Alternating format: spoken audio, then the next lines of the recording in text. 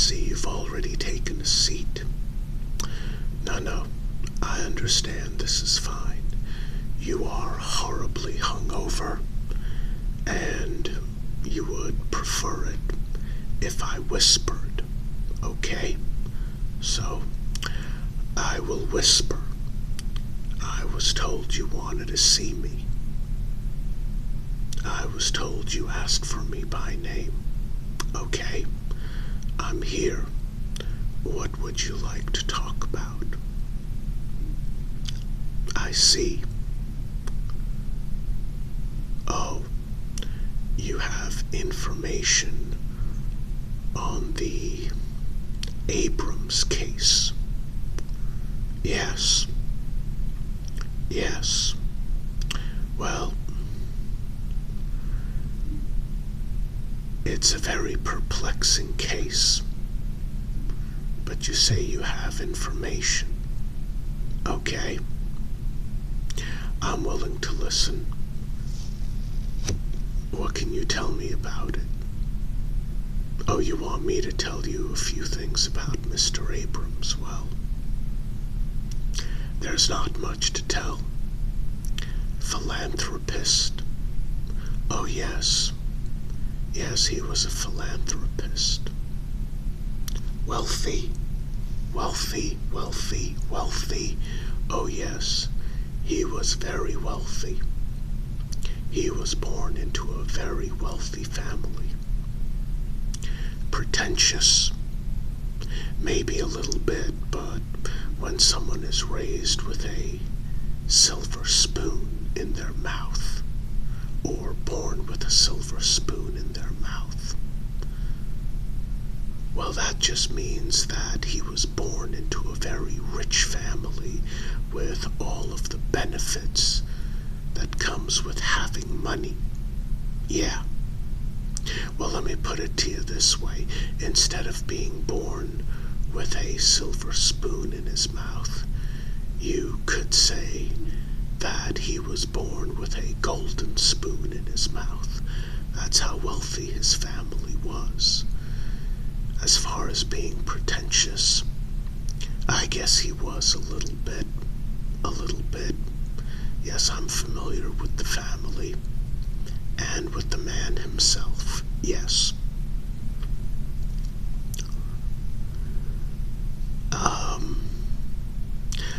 Okay, I'm not really sure where you're going with this. You keep asking me questions about his moral character, it seems.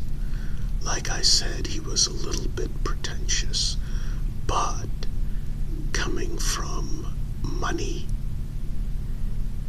and, let's face it, old money, you have to expect someone like him to be at least a little pretentious, and you shouldn't be surprised if he's very pretentious.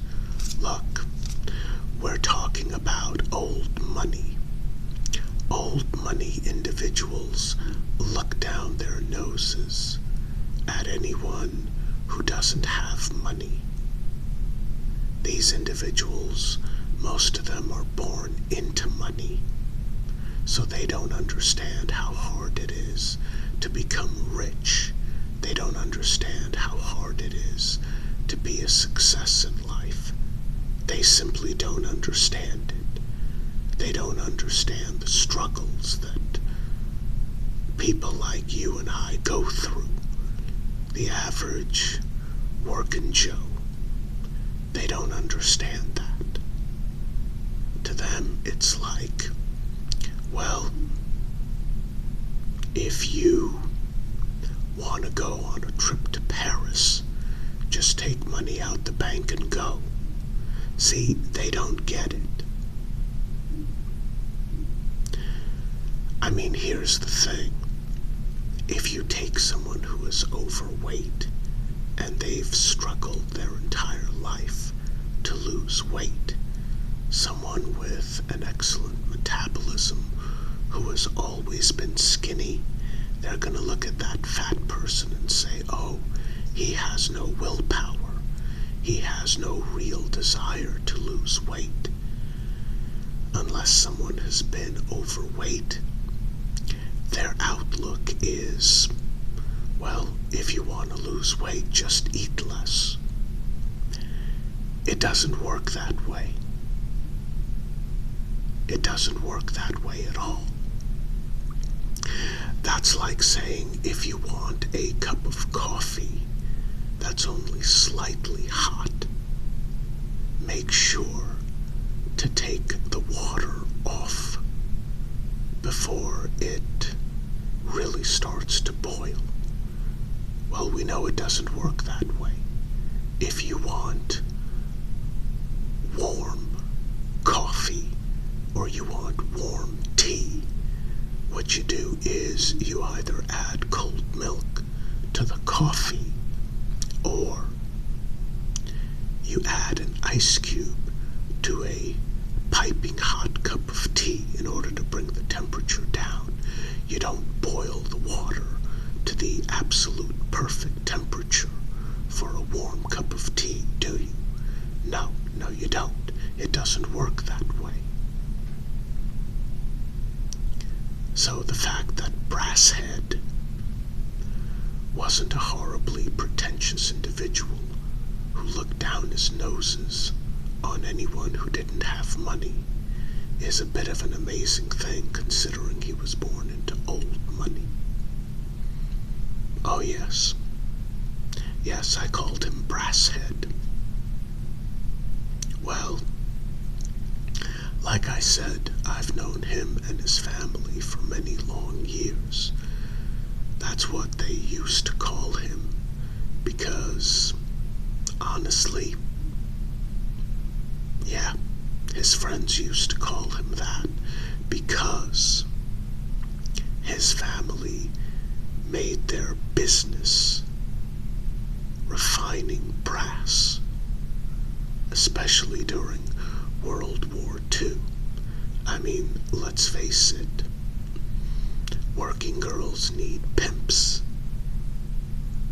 and doctors need nurses. Soldiers need ammunition, and they need reliable ammunition. Have you seen what happens when a brass casing is made too thin and it ruptures? Or how about when it has so many impurities in it that it ruptures? You got that hot explosive gas going back into a soldier's face when he pulls the trigger on his rifle. Yeah, that's not fun. People take it for granted just how difficult it is to make reliable ammunition in which the bullet comes out the front of the gun without the gases inside the shell casing burning a soldier's face when he pulls the trigger. But they called him BrassHead because his family refined brass. That brass went to the ammunition companies that made the live rounds for the soldiers. That's how his family made their fortune, ironically, going back to World War I. So when World War II rolled around, they just did the same thing all over again and made a ton of money. That's how it works. But as for BrassHead, yeah, he should have been a pretentious jerk, but he wasn't. He was a good man, a little pretentious, but he took care of his employees, he took care of his friends. About the only thing he couldn't do was lose weight. Yeah, BrassHead and Humpty Dumpty, they looked very similar.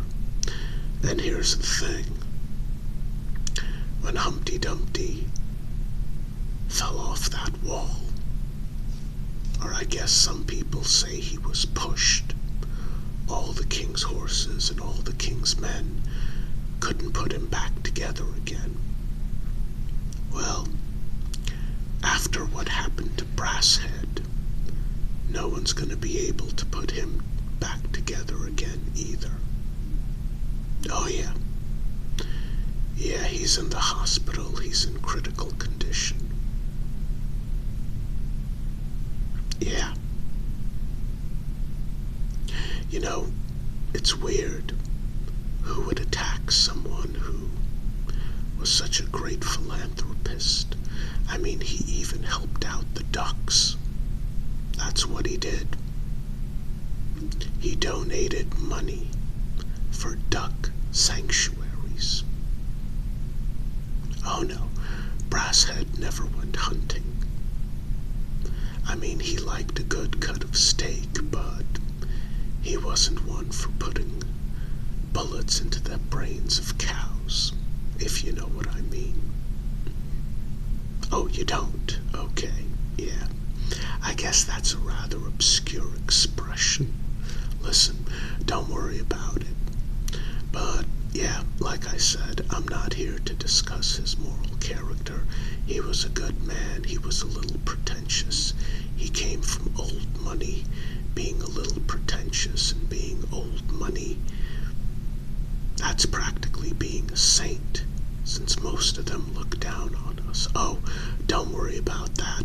Yeah, that's just the rolling blackouts going along. Yeah, don't worry about it. Everything's good. Well, I decided not to turn on the overhead lamp because, like you said, you're hungover. So you wanted to talk to me. Okay. Well, remember when you walked in and you had to go through the metal detector? Yeah.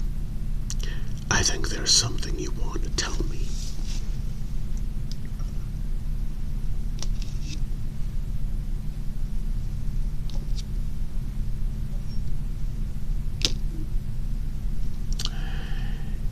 Yeah. I think there's something you need to tell me. Let me ask you something.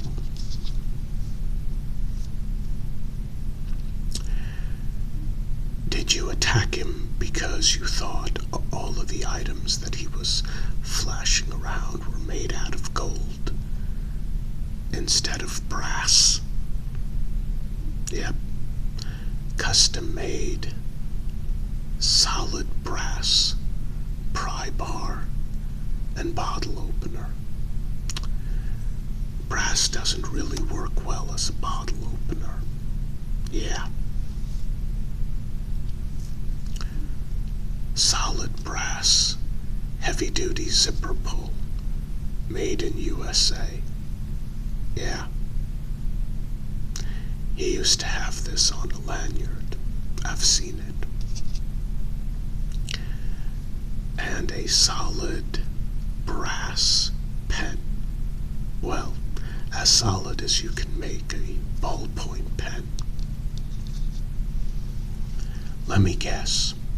You saw him flashing these items at the restaurant. You thought they were gold. You tried to mug him. Things went wrong. You killed him. Well, you thought you did. He's in critical condition. Not sure if he'll make it. Yeah, when you went through the metal detector, maybe you should have kept the brass items that you thought were gold at home before you came to the police station. Okay. Yeah, these are all brass. They're not gold. They just haven't had a chance to patina yet. Okay. I'm gonna read you your rights. And then I'm gonna take you down to the dungeon. They're just holding cells. And, maybe we'll see if your conscience wants to talk to me some more. Okay. Let's go.